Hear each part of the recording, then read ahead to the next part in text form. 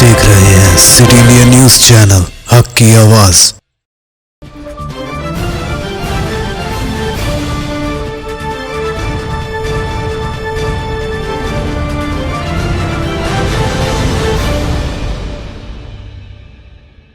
बेमिसाल जेवरात शान से पेश करते हैं मलबार गोल्ड एंड डायमंड्स। यहाँ आपको दुनिया में सबसे शानदार सोना, अलमास, हीरे और अनमोल जेवरात मिलते हैं सही दाम में। मलबार फेयर प्राइस प्रॉमिस के साथ बेस्ट गोल्ड रेट। अब भरोसेमंद, खानदानी और मॉडर्न जेवरात भी फिर से आप सबके लिए आ रहा महबूब नगर में दिसंबर 10 तारीख से। Malabar gold and diamonds, Shah साहब गुट्टा रोड, महबूब नगर में। अस्सलाम वालेकुम नाजरीन, मैं Zakia Sadiq city India news के रियासत तेलंगाना इलाके दक्कन के खबरनामा आईना दक्कन में आपका इस्तकबाल करती हूँ। खबरों से पहले सुनते हैं हदीस शरीफ। हदीस नबवी सल्लल्लाहु अलैहि वसल्लम, मन ला यरहम ला युरहम। बुखारी शरीफ। जो रहम नहीं करता उस पर रहम नहीं किया जाता।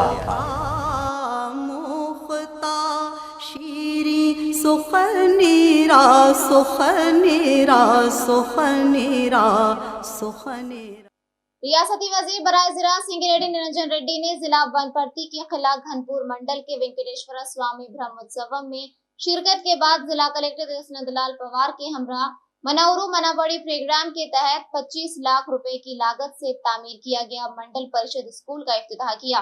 इस मौके पर रियासती वजीर सिंगिरेड्डी निरंजन रेड्डी ने कहा कि तेलंगाना हुकूमत सरकारी स्कूलों को खानगी तर्ज पर तरक्की देने के लिए मनौरू मनाबड़ी हमारा गांव हमारा स्कूल प्रोग्राम का आगाज किया है, जो कि काबिल तहसीन प्रोग्राम है। इस प्रोग्राम के लिए तेलंगाना हुकूमत बड़ी मकदार में मरहलावार फंड्स जारी करते हुए बुनियादी ढांचों को मजबूत कर रही है।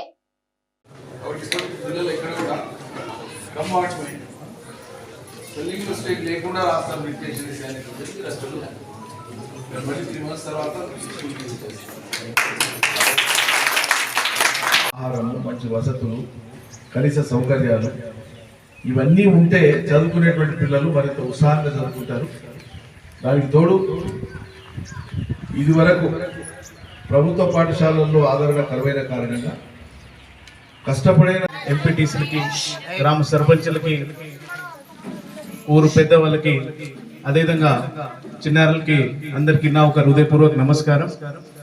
మనకి తెలంగాణ రాష్ట్రం బడిలు మంచిగా ఉండాలి, పిల్లలకి అన్ని సౌకర్యాలు ఉండాలి, ఈ ఆశీస్సులతో ఆ ఆలోచనతో మనకి మనవరు మనబడి ప్రోగ్రాం స్టార్ట్ చేయడం జరిగింది. ఇక్కడ ఈరోజు వనపర్తి జిల్లాలో మనకి మొదటి స్కూల్ ఇక్కడ మంత్రి గారి ద్వారా ఇనాగ్రేషన్ అవుతుంది అని సంతోషం.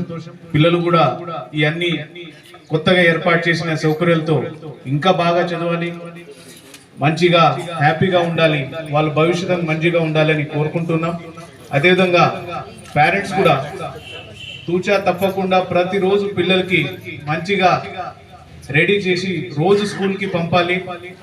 వాళ్ళు రోజు ఏం చదివిందో, వాళ్ళకి పాఠాలు వస్తున్నాయా. सीएलपी लीडर भट्टी विक्रमार्का ने फिल्म डायरेक्टर विश्वनाथ के इंतकाल पर अफसोस का इजहार करते हुए इजहार ताज़ियत की। उन्होंने कहा कि विश्वनाथ एक फिल्म डायरेक्टर के साथ साथ बहुत अजीम इंसान थे। उनकी बनाई गई फिल्में समाज में तब्दीली का जरिया बनती थी। उन्होंने कहा कि आज के डायरेक्टर्स को इनके तरीके पर चलते हुए काम करना चाहिए।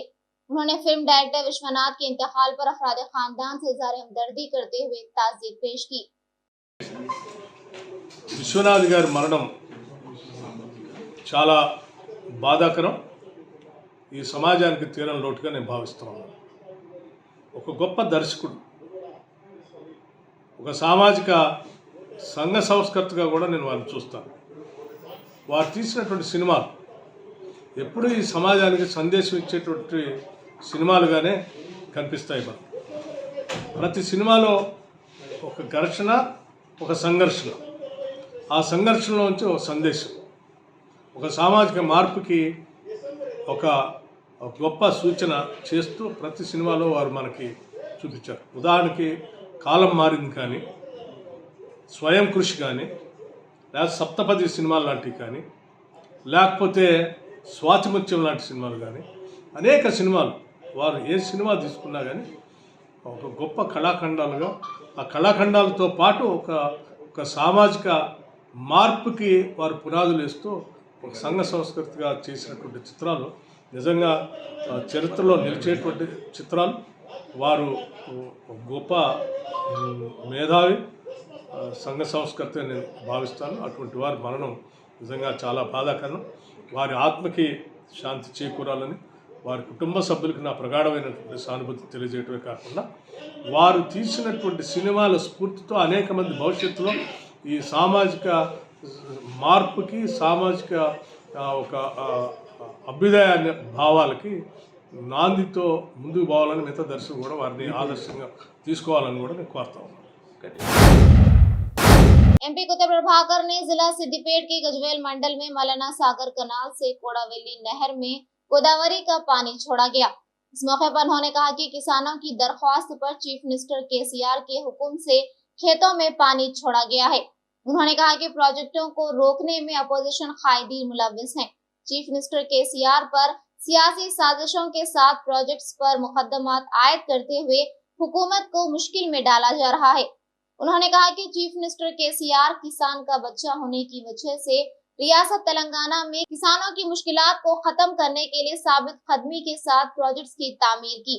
उन्होंने कहा कि तेलंगाना की हुकूमत किसानों की हुकूमत है और इसी जज्बे के साथ मुल्क में बीआरएस पार्टी बरसरे इख्तिदार आएगी।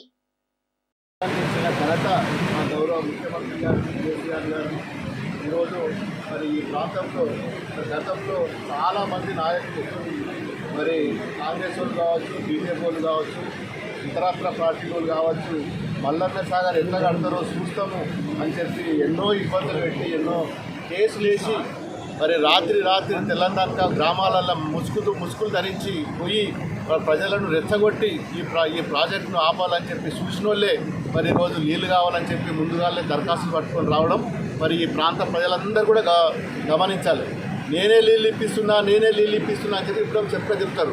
అప్పుడేమో ఈ ప్రాజెక్ట్ ఎట్లా కడతారో కేసీఆర్ సంగతి చూస్తాం, హరీష్ రావు సంగతి చూస్తాం, మీ టీఆర్ఎస్ పార్టీ సంగతి చూస్తాం, ఎట్లా కడతారో చూస్తామని చెప్పి అన్నోళ్ళే ఈరోజు మరి వాళ్ళు దొంగతన దరఖాస్తులు పట్టుకొని మాకు ఇప్పుడు నీళ్లు కావాలని చెప్పి అడగడం నిజంగా కూడా మా రైతులందరూ కూడా గమనించాలి. గతంలో ప్రాజెక్ట్ లాప్తారు, ఈరోజేమో మేమే నీళ్ళు ఇప్పిస్తున్నాం అని చెప్పి ఈరోజు కాలువల ద్వారా నీళ్ళు ఇప్పిస్తున్నాం అని చెప్పి రైతులను మభ్యపెడుతున్నారు. ఇది ప్రజలు మా రైతులు పూర్తిగా గమనించాలి.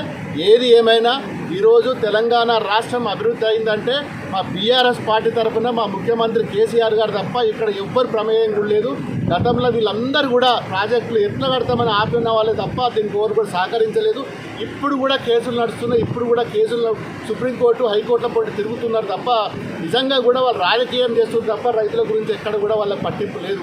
ఈరోజు రైతులు ఇంత సంతోషంగా ఉన్నారంటే మరి మా ప్రభుత్వం వచ్చిన తర్వాత తెలంగాణ తెచ్చుకున్నదే మరి ఈరోజు ప్రాజెక్టులు కట్టుకోవడానికి, ఈ ప్రాంతంలో నీళ్ళు ఇవ్వడానికి తప్ప మరి వేరే రాజకీయాల కోసం కాదు. అది 100% మరి కంప్లీట్ చేసిన ఘనత ఇవాళ మా ముఖ్యమంత్రి గారి గౌరవనీయులు కేసీఆర్ గారి తప్ప ఎవరు కూడా కాదు. ఏది ఏమైనా ఈరోజు మరి హల్దీవాగ్ కానీ మరి ఇక్కడ నుంచి మరి మన కూడవెల్లి వాగ్ కానీ కొన్ని లక్షల ఎకరాలు నాట్లేసుకొని మరి 10 నియోజకవర్గాలకు సంబంధించిన ప్రజలందరూ కూడా మరి సంతోషంగా ఉన్నారు. రైతులు సంతోషంగా ఉంటేనే ఈరోజు మరి అందరూ కూడా సంతోషంగా ఉన్నట్టు లెక్క.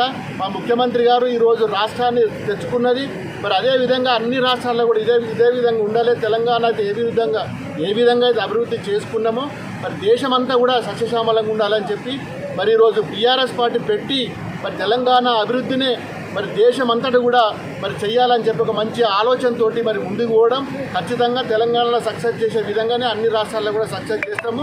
మరి అందరికీ కూడా రైతే ఎప్పుడైనా కానీ రైతు బిడ్డనే. మరి ఏ రాష్ట్రం ఉన్నా రైతు బిడ్డ సంతోషంగా ఉండాలన్నదే మా ముఖ్యమంత్రి గారి ఆలోచన. మరి ఈరోజు కూడా మరి పార్లమెంట్లో కూడా ఎన్నో ఇబ్బందులున్నా ఈరోజు ఎదుర్కొని బీజేపీ పార్టీని ఎదుర్కొన్న ఏకైక పార్టీ ఈరోజు మరి బీఆర్ఎస్ పార్టీ. మరి ఈరోజు బీఆర్ఎస్ పార్టీ అంటేనే మరి ఈరోజు బీజేపీ వాళ్ళకు वाईएसआर पार्टी सरबराह वाईएस शर्मिला की प्रजा प्रस्थानम पद यात्रा का दोबारा आगाज 65 दिन के वक्फे के बाद आज वरंगल के चिन्नारावपेटा मंडल के मुख्तलिफ इलाकों में पद यात्रा होगी जो 224 दिन को पहुंच गई है। वाइस शर्मिला ने प्रजा प्रस्थानम पदयात्रा के तहत अब तक 3512 किलोमीटर पैदल चली हैं, जो 4000 के संगे मैल को हासिल करने में है। जिला खम्मम के पालेरू हलके में पदयात्रा की इख्तितामी तकरीब के लिए नक्शा तैयार किया जा रहा है और पुलिस ने पदयात्रा को 15 शराइत के साथ मंजूरी दी है। కేజీ టు పీజీ ఉచిత విద్య అన్నాడు, పీజీ వరకు ఉచిత విద్య అన్నాడు, సిబిఎస్ఈ సిలబస్ అన్నాడు స్కూల్ పిల్లలకు. ఎంతమందికి ఇచ్చిండు? స్కూళ్ళు బళ్ళు ఎలా ఉన్నాయి ఇప్పుడు? కనీసం తిండైనా చక్కగా పెడుతున్నారా? పురుగులు, బొద్దెంకలు, బల్లి ఇలాంటివన్నీ ఉన్నాయంటే ఆ పిల్లలు ఇంకా తింటున్నారంటే ఇక ఏమనాలి కేసీఆర్ను? ముఖ్యమంత్రి అంటారా ఇలాంటి వాడిని? నాయకుడు అంటారా ఇలాంటి వాడిని? ఇంటిగా ఉద్యోగం అన్నాడు, వచ్చినాయా? ఉద్యోగం ఇవ్వకపోతే నిరుద్యోగ భృతి ఇస్తానన్నాడు, 3016 రూపాయలు ప్రతి నిరుద్యోగికి. పోనీ అదైనా ఇచ్చిండా? అసలు ఒక్క మాట అయినా నిలబెట్టుకున్నాడా కేసీఆర్ జన్మకి? 3 ఎకరాల భూమి ఇస్తానన్నాడు, పేదవాళ్ళకి ఇచ్చిండా? పోడు భూములకు బట్టాలు ఇస్తానన్నాడు, ఇచ్చిండా?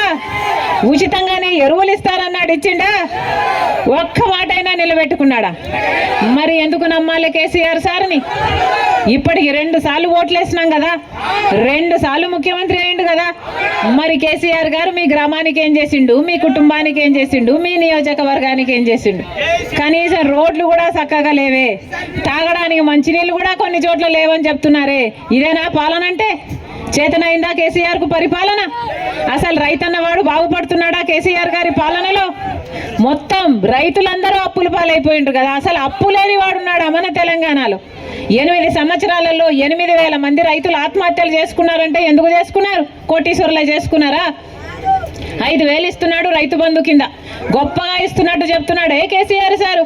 కానీ రాజశేఖర రెడ్డి గారు ఉన్నప్పుడు 30,000 ఇచ్చేవాడు కదా. ఇన్పుట్ సబ్సిడీ ఉండే, ఎరువుల మీద సబ్సిడీ ఉండే, పంట నష్టపోతే పంట నష్టపరిహారం ఉండే, బోర్లు వేసుకుందామన్నా, డ్రిప్ వేసుకుందామన్నా, రైతుకు ఏ సాయం కావాలంటే ఆ సాయం చేసిండు కదా కేసీఆర్ రాజశేఖర రెడ్డి గారు. మరి కేసీఆర్ గారు 5,000 ఇచ్చే రైతు బంధు ఇచ్చి 30,000 ఇచ్చి మిగతా పథకాలన్నింటినీ బంద్ పెట్టిండు. दिल्ली शराब घोटाले पर ईडी की तरफ से दी गई दूसरी चार्जशीट पर टीपीसीसी के कारगुजार सदर महेश कुमार गौड़ ने कहा कि इस चार्जशीट में बहुत अहम से लीडरों के मुलविस होने की खबर सामने आ रही है। उन्होंने कहा कि पहले ही से कांग्रेस पार्टी दिल्ली शराब घोटाले को लेकर ये कहती आ रही है कि ईडी की जानिब से मुख्तलिफ औकात में एमएलसी कविता के सवालों जवाब और दीगर कार्रवाई कराते हुए ये बावर कराया जा रहा है कि बीआरएस और बीजेपी में कोई समझौता नहीं हुआ है, लेकिन हकीकत कुछ और है। ये सब आवाम के जहन को हटाने के लिए बीजेपी और बीआरएस का रचाया हुआ खेल है। ఈడీ విడుదల చేసిన 2వ ఛార్జ్షీట్లో చాలామంది ప్రముఖుల పేర్లు చేర్చినట్టుగా వార్తలు వస్తూ ఉన్నాయి. దీంట్లో కవిత పేరు కూడా చేర్చినట్టు వార్తలు వస్తూ ఉన్నాయి. మేము మొదటి నుంచి కూడా అడుగుతూ ఉన్నాం కాంగ్రెస్ పార్టీ తరఫున, లిక్కర్ స్కామ్లో జరిగినటువంటి వాస్తవాలు ఏమిటి, ప్రభుత్వాలకు జరిగినటువంటి నష్టం ఏమిటి, ఇవేవి తేల్చకుండానే ఈ కేసుకంతా కూడా హైప్ ఇస్తూ ఉన్నారు. కవిత గారికి నోటీసులు ఇవ్వడము, కవిత గారి ఇంటికి వెళ్ళి సోదాలు చేయడము, ఇంటరాగేషన్ చేయడము, వారి నుంచి సమాచారం రాబట్టడము, మళ్ళీ 2వసారి ఛార్జ్షీట్లో పెట్టడము, ఈ హైప్ ఇస్తూ బీఆర్ఎస్ టీఆర్ఎస్తో పాటు బీజేపీకి ఎలాంటి సంబంధం లేదని చెప్పే ప్రయత్నం చేస్తూ ఉన్నారు. మాకు ఇప్పటికి కూడా తీవ్రమైన అనుమానం ఉంది. ఇదంతా కూడా ప్రజల యొక్క దృష్టిని మళ్లించడానికి చేస్తూ ఉన్నారు. బీఆర్ఎస్ బీజేపీ వేరు కాదు. ఎన్నికలు సమీపిస్తున్న ఈ వేళ ఈ హైప్కి తెరదీశారు తప్ప దీంట్లో ఒరిగేదేం ఉండదు. ఛార్జ్షీట్లో పేరు వచ్చినా, 2వ ఛార్జ్షీట్లో పేరు వచ్చినా ఈ తంతంతా కూడా ఎన్నికల వరకు జరుపుతారు. బీజేపీ టీఆర్ఎస్ వేరని చెప్పే ప్రయత్నం చేస్తారు, తద్వారా లబ్ధి పొందే ప్రయత్నం చేస్తారు. కానీ ప్రజలారా, మీరు ఒక్కటి గుర్తుపెట్టుకోండి, 9 ఏళ్ళుగా కలిసి సంసారం చేసిన బీజేపీ టీఆర్ఎస్ ఇంకా విడిపోలేదు, వారు ఇప్పుడు కూడా కలిసే ఉన్నారు. तेलंगाना की नई सेक्रेटरीट की इमारत में आग लग गई, जिसका करीब इफ्तिताह अमल में आने वाला है। इमारत की पहली मंजिल पर आग लगने का वाकया जुमेरात की रात देर गए पेश आया और छत पर धुआं फैल गया। सरकारी जराये ने इस वाकये में किसी के जख्मी होने की तस्दीक नहीं की। आग मुबैना तौर पर इमारत की निचली मंजिलों में लगी, जहां लकड़ी और प्लास्टिक का सामान रखा गया था। ये वाज़ेह नहीं हो सका कि आग शॉर्ट सर्किट की वजह से लगी। 11 फायर इंजनों को तलब करके आग पर काबू पा लिया गया। पुलिस ने सेक्रेटरीट के आसपास ट्रैफिक तहदीदात आयद की और director general fire service Y Nagi मुकाम वाक़े पर पहुंच गए। वाज़ेह है कि चीफ मिनिस्टर चंद्रशेखर राव इस माह की 17 तारीख को नए सेक्रेटरीट का इफ्तिताह करने वाले हैं।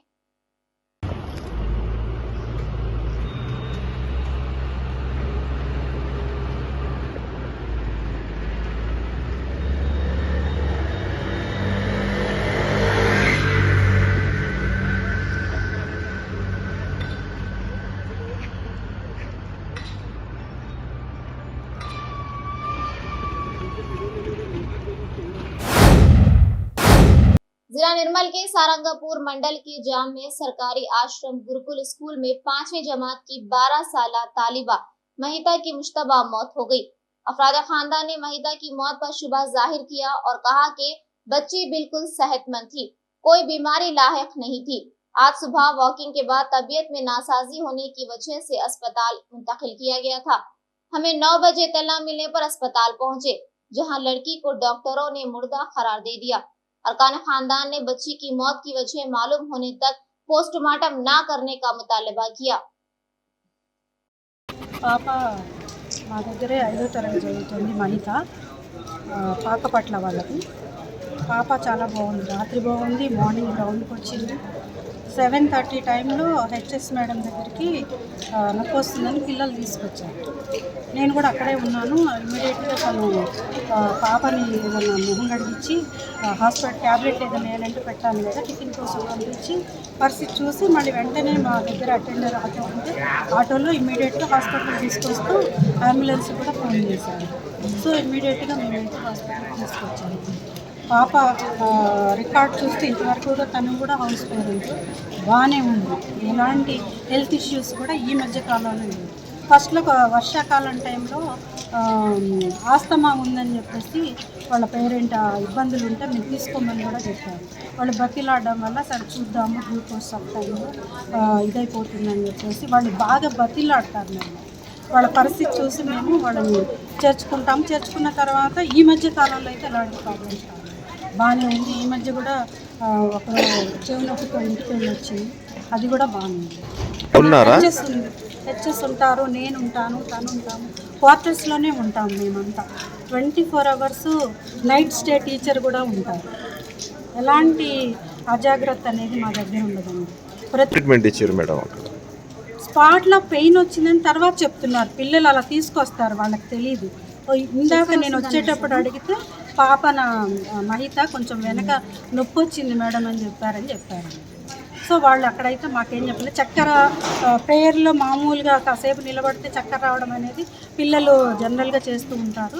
అలాంటి చక్కెర అనుకొని మేడము చేశారు. వాళ్ళ హస్బెండ్ కూడా ట్రీట్మెంట్ ఇస్తారు మామూలుగా.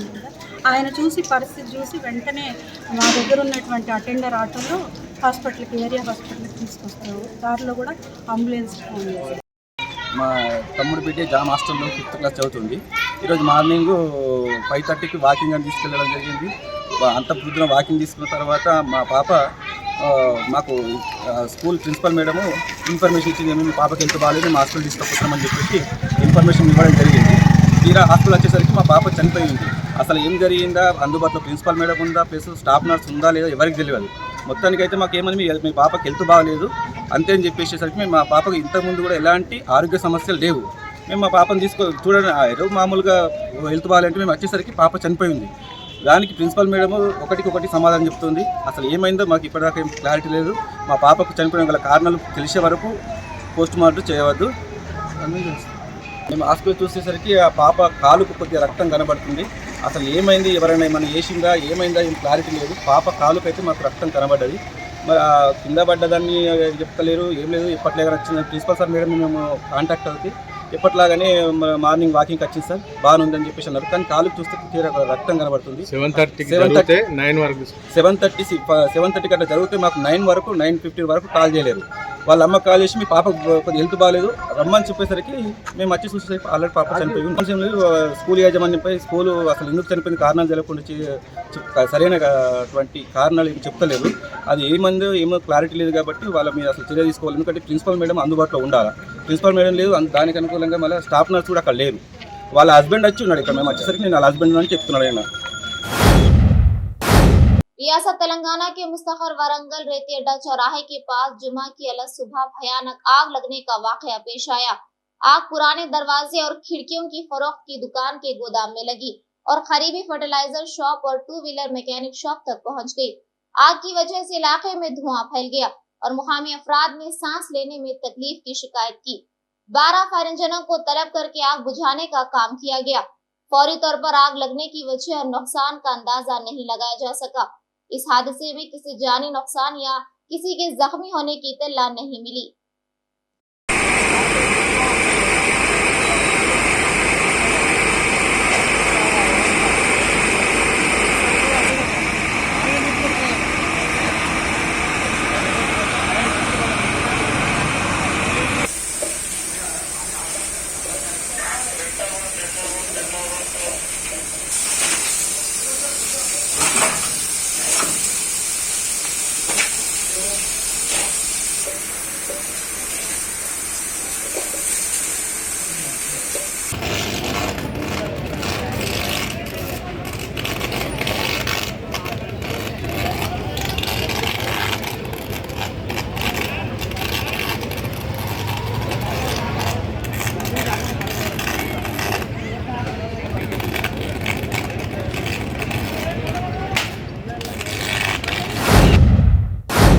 नाज़रीन, हमारे तमाम प्रोग्रामों का मुशाहिदा पालामू डिजिटल के चैनल नंबर 115 और हैदराबाद में एजी सेटअप बॉक्स के चैनल नंबर 50 पर मुशाहिदा कर सकते हैं। इसके अलावा यूट्यूब, फेसबुक और इंस्टाग्राम पर भी आप हमारे तमाम प्रोग्रामों का मुशाहिदा कर सकते हैं। नाज़रीन, आप यूट्यूब पर हमारे वीडियोस देख रहे हैं तो यूट्यूब पर हमारे चैनल को सब्सक्राइब करें, लाइक और शेयर करें। तो नाज़रीन, अब मुझे ज़किया सादियों को इजाजत दे और देखते रहिए आपका अपना पसंदीदा चैनल सिटी इंडिया न्यूज़, हक की आवाज़। शब खैर, अल्लाह हाफिज़।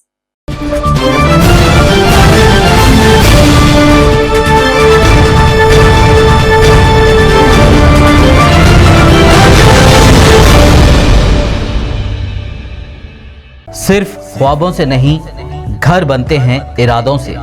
MS techno and company builders and developers लेकर आए हैं एक नया प्रोजेक्ट, साबेरीज Umar enclave super deluxe construction, शाहों के शहर हैदराबाद में।